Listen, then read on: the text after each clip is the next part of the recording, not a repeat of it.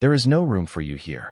Clara Bennett kept one hand around the handle of her worn carpetbag while the stage driver lifted her small trunk onto the muddy road. The woman in the boarding house doorway did not lower her voice. Two men near the hitching rail heard every word. So did the girl carrying a basket from the mercantile. Clara stood beneath the dripping edge of the porch, her brown traveling dress darkened by rain at the hem, and waited until the woman had finished explaining that the room promised in the letter had been given to a paying family. The stage had already turned west. Its wheels left two deep tracks through the center of Alder Creek and disappeared beyond the cottonwoods. Clara looked once toward the road. No one was coming after her. She thanked the woman because she had been raised to finish a conversation properly, then picked up her carpetbag and tried to lift the trunk. One corner dragged through the mud. The girl with the basket slowed, but her mother called her away before she could speak. Clara moved the trunk beneath the mercantile awning and sat beside it without leaning against the wall. Inside her bag were 2 dresses, a sewing kit, 3 letters tied with blue thread, and 11 cents. The letters had brought her west. None of them had been written by anyone who still wanted her there. Rain ran from the roof in a steady silver line. By late afternoon, the street emptied. Lamps appeared behind windows one by one, each small square of light belonging to someone who knew where supper would be served. Clara watched them without moving. When the mercantile owner came to lock his door, he avoided looking directly at her trunk. He told her the nearest farm hiring women was 12 miles north, though he doubted anyone would travel that road before morning. Then he went home. Clara waited until his footsteps faded. She took the blue thread from the letters and tied it around the broken latch of her sewing kit. It was a small repair, but it held. That mattered. She placed the kit back inside her bag, stood, and pulled the trunk toward the north road. The rain had softened to mist, and the last daylight lay thin across the hills.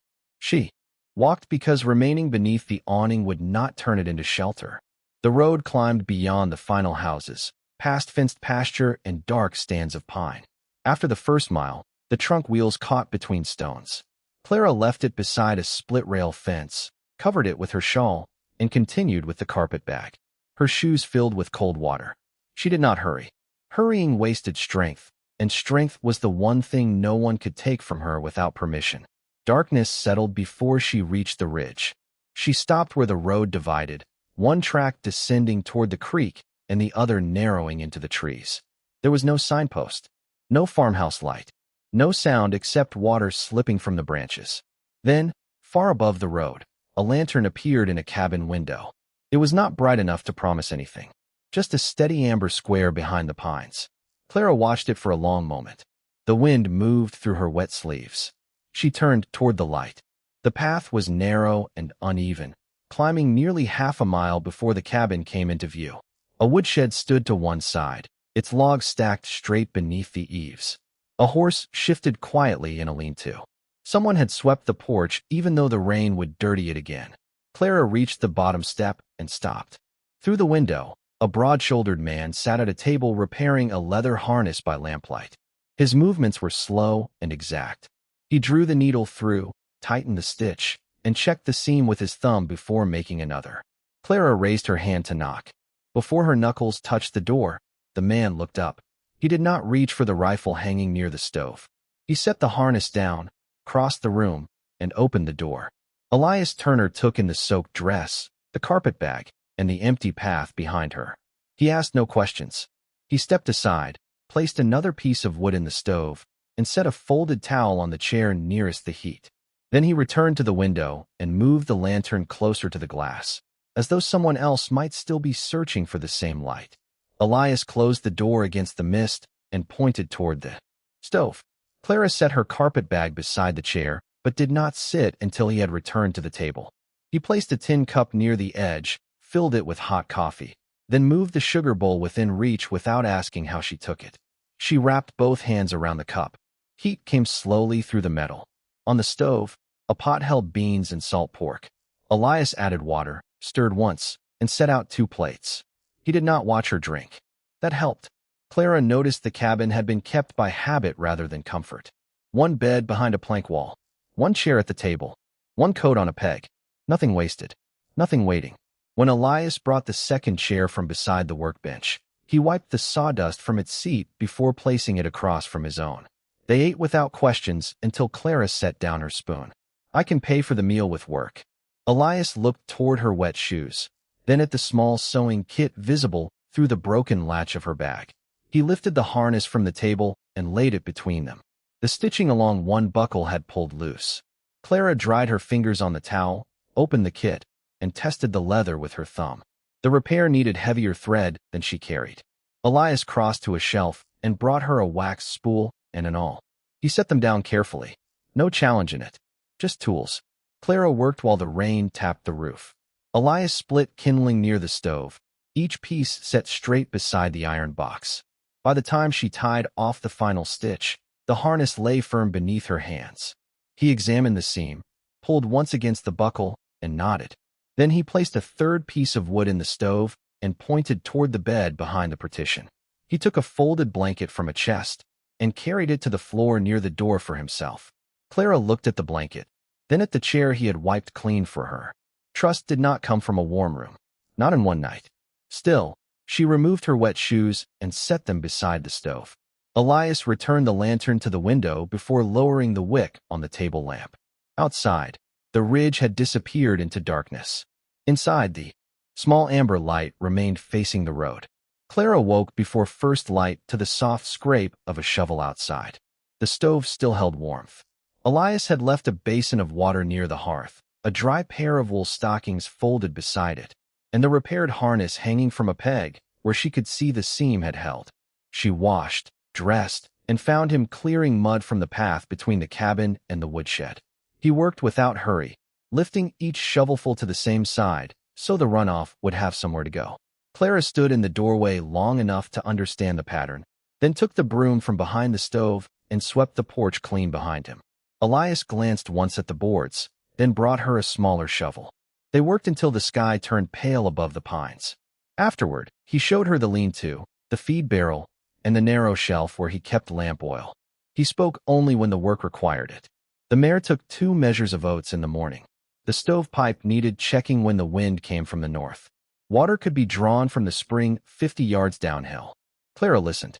Then she found a tear in the grain sack, carried it inside, and mended it with the waxed thread he had given her. At breakfast, Elias set out cornmeal, dried apples, and coffee. Clara made cakes on the iron griddle while he split kindling for the day. When she placed the first one on his plate, he waited until she had taken her own seat before eating. That small pause told her more than a speech would have. By noon, the rain had stopped. Clara washed the plates, wiped the table, and folded the towel over the chair back. She did not ask how long she could stay. Elias did not ask when she meant to leave. Near sunset, he took the lantern from its hook, trimmed the wick, and filled it carefully. Clara watched from the table while repairing the torn cuff of his work shirt. "You expect someone?" she asked. Elias carried the lantern to the window and set it where the road could see. "Not usually." He checked the latch, then stepped away. Clara looked at the amber light resting against the dark glass. The road below was empty. Still, the lantern remained. That evening, when Elias brought in firewood, he left one extra log beside the stove. Clara noticed he had begun making room for tomorrow. The lantern became part of the evening before either of them named it. Elias trimmed the wick while Clara cleared supper. He carried it to the window. She folded the dishcloth over the same chair. Outside, the road disappeared between the pines. Inside, the light stayed. On the third morning, Elias took the mare down to Alder Creek for salt, lamp oil, and the trunk Clara had left beside the split-rail fence. He did not ask whether she wanted it brought back. He returned near noon with the trunk tied behind the saddle and her shawl folded dry across the top. Clara stood on the porch while he loosened the rope. Mud still marked one wheel. The latch had been secured with a narrow strip of leather. Elias set the trunk inside the door, then placed the key on the table beside her sewing kit. "Mercantile owner said it was yours." Clara ran her thumb over the leather repair. "It was plain work, neatly done." "Thank you." Elias nodded and carried the salt to the lean-to. She opened the trunk only after he had gone outside. Beneath her dresses lay a small quilt made of faded blue and cream squares. Her mother had sewn it from worn shirts and flour sacks, saving every piece that still had use in it. Clara lifted it carefully, shook out the road dust, and spread it across the bed behind the partition. The cabin changed by no more than a little color. Still, when Elias came in for coffee, he stopped long enough to notice. He said nothing. That afternoon, he cut 2 wooden pegs and fixed them beside the partition for her dresses. The next day, Clara found a cracked seam in his winter coat and repaired it before he left to check traps along the upper ridge.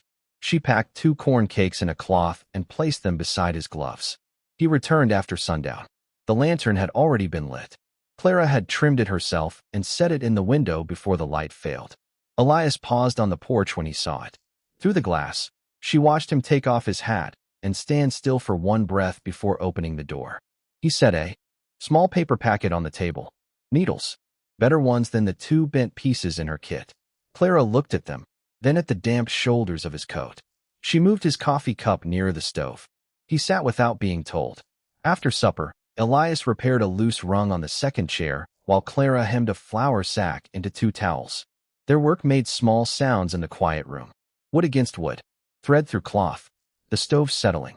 Before bed, Elias checked the lantern oil and found the reservoir full. He looked toward Clara. She was folding the blue quilt back from the pillow. Neither of them mentioned who the light was for now. Yet when the wind rose after midnight, Clara woke once and saw its amber reflection moving across the cabin door, steady enough to find from the road, steady enough to return to. The first hard frost settled over the ridge before sunrise, turning every fence rail white and leaving a thin skin of ice across the water bucket. Elias broke it with the handle of the dipper before Clara stepped outside. By the time she reached the porch, he had already moved the chopping block closer to the cabin so the firewood would stay dry beneath the eaves. He carried on with the morning as though the change had been made for no one in particular. Clara noticed it anyway. She filled the stove while he watered the mare. Neither mentioned the other. The days began finding their own order. Elias walked the fence line after breakfast, checking posts before deeper snow came. Clara counted flour, coffee, lamp oil, and salt before kneading bread. She stitched worn feed sacks into useful grain bags and turned scraps of cloth into towels for the kitchen. Nothing that could serve another season was thrown away. One afternoon she discovered a leak above the workbench after a slow rain.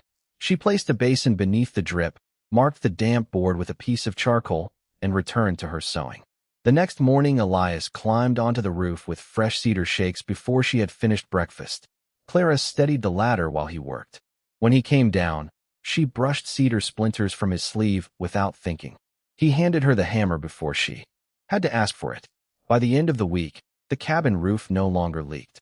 Mrs. Bell arrived 2 days later with Samuel and a torn winter coat folded over her arm. The sleeve had split almost to the shoulder. She looked first toward Elias, then noticed Clara already clearing a place on the table. Elias rested the bundle of firewood he had been carrying and stepped aside. Clara examined the cloth, matched the thread from her basket, and told Mrs. Bell to return on Saturday. Samuel wandered quietly through the cabin while the grown people spoke. He stopped beneath the window and looked at the lantern hanging there, clean glass catching the afternoon light. "Does it stay there every night?" he asked. Clara nodded. "Every night." The boy smiled to himself. "Grandpa used to leave one burning when my father rode home after dark." Mrs. Bell lowered her eyes for a moment before gathering the empty basket. Elias carried it to the wagon without saying a word. On Saturday, the coat was returned stronger than before. The inside seemed reinforced where no one would notice except the person wearing it. Mrs. Bell paid with flour, 2 bars of soap, and a small sack of coffee beans. Samuel reached into his pocket before climbing back onto the wagon and carefully placed a pine cone beside the lantern on the windowsill. "It ought to have company," he said. Elias looked at the pine cone, then left it where it rested. Before long, another quilt arrived, then 2 work shirts, then harness padding from a freight driver who had heard about Clara's careful hands. The shelf beneath the east window slowly filled with folded bundles waiting to be collected. Clara kept each order wrapped in clean cloth with the owner's name written neatly on a small tag. Elias built a second shelf without being asked. That evening Clara found a blue wool blanket folded across her chair. "The trading post had extra," Elias said while pouring coffee. "Thought it would mend well." She laid the cloth beside her mother's quilt and compared the colors in the fading light. They were close enough to belong together. She cut the first square before supper. Later, as dusk settled over the ridge, she trimmed the lantern. wick while Elias stacked wood by the door. Neither of them looked toward the window until the amber light reflected softly across the floorboards. The pine cone remained beside the lantern. The shelf held work waiting for tomorrow. The smell of fresh bread filled the room. Without either of them deciding when it had happened, the cabin had begun carrying the quiet rhythm of people expecting another morning together. By the middle of winter, people no longer climbed the ridge only because Elias Turner lived there. They came carrying worn things that still had another season left in them. A child's mitten with the thumb nearly gone. A quilt rubbed thin where years of folding had weakened the cloth. A pair of work trousers patched so many times the original fabric was difficult to find. Clara spread each piece across the table, examined the wear with quiet hands, and promised only what she knew she could finish. Elias never answered for her. He simply cleared another place near the stove whenever more work arrived. Samuel became part of the rhythm without anyone asking him to. On Saturdays, he brushed snow from the porch before Clara opened the cabin door. He lined up boots so melted snow would not soak the floorboards. He always placed the smallest log closest to the stove because Elias had once shown him that dry wood caught first. After breakfast, Clara noticed he reached for the cracked blue coffee cup every visit, though it had long ago lost its handle. The next week, she wrapped a strip of smooth leather around the cup, stitched it neatly, and made a small loop for his fingers. Samuel picked it up without a word, turned it once in his hands, and smiled before pouring his coffee. Elias watched from the workbench, then quietly moved the repaired cup onto the lower shelf where Samuel could always reach it himself. Nothing was said after that. It simply became his cup. The cabin changed in other small ways. Clara no longer asked where Elias kept the flour or lamp oil. Her hands reached the right shelf before the question formed. Elias stopped bringing only one chair to the table when work ran late. The second chair remained where it was after supper. Some evenings, Samuel stayed until the light faded behind the ridge, reading aloud while Clara stitched and Elias repaired leather. The boy stumbled over difficult words. Clara helped with the pronunciation. Elias corrected only the measurements when the story mentioned miles or acres. Each did the part they knew best.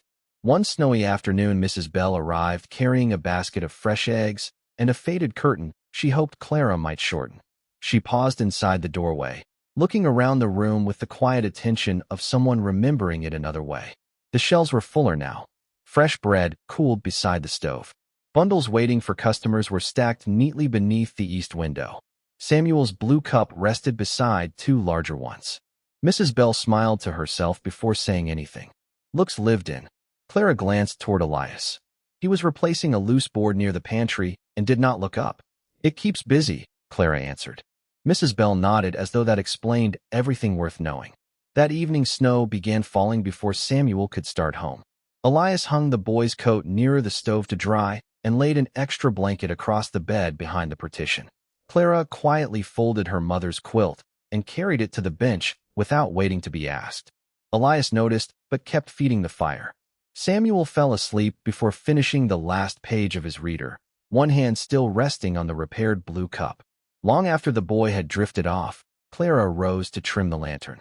Elias was already there with the oil bottle. She steadied the glass while he filled the reservoir. Their hands met only for the brief moment required to keep the flame from wavering. Outside, snow covered every track leading to the cabin. Inside, the lantern burned steadily beside the little pine cone, and the room held the quiet certainty of people who expected one another to be there when morning came. The letter arrived with Mrs. Bell on a clear morning when the snow had hardened enough for the wagon to climb. Clara recognized the boarding house seal before she opened it. The woman who had turned her away now offered a room, meals, and steady sewing work through spring. Alder Creek had heard about Clara's stitches.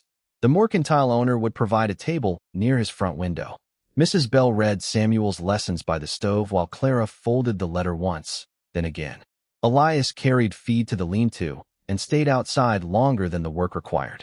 No one asked what Clara would do. The offer was sensible. Town meant customers, a proper room, and no steep trail beneath winter ice. The cabin had never been promised to her. That afternoon, Clara packed her dresses into the trunk. She laid the repaired quilt across the top and closed the leather-fastened latch. Samuel watched from the doorway. "Will the lantern still burn?" he asked. Clara tied the blue thread around her sewing kit. Elias burned it before I came. Samuel looked toward the window. Not like this. Elias entered carrying an armful of wood. His eyes went to the trunk, then to Clara.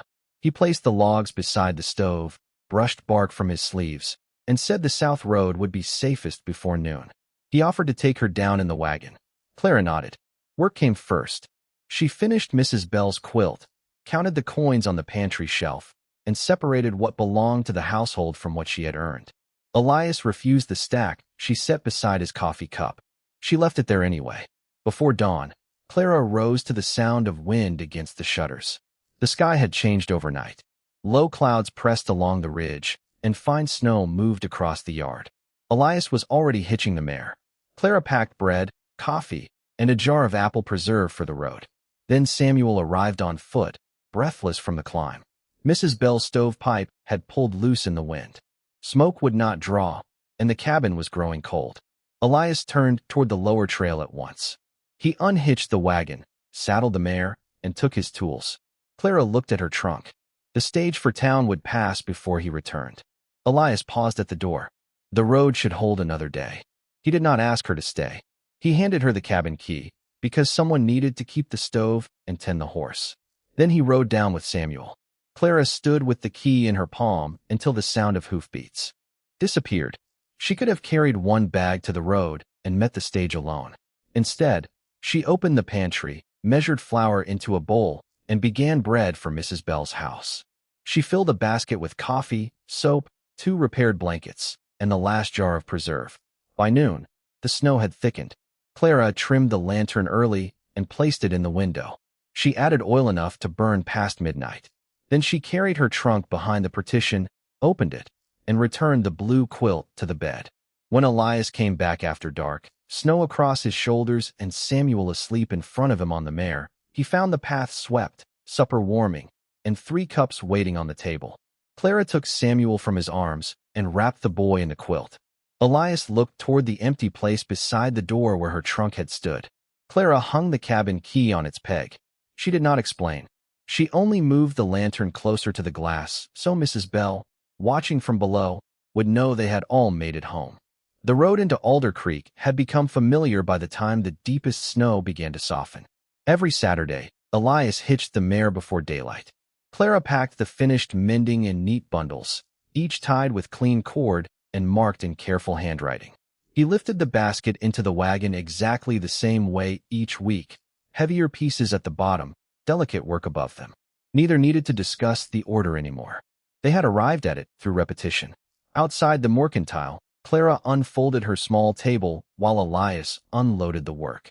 The owner no longer seemed surprised to see them together.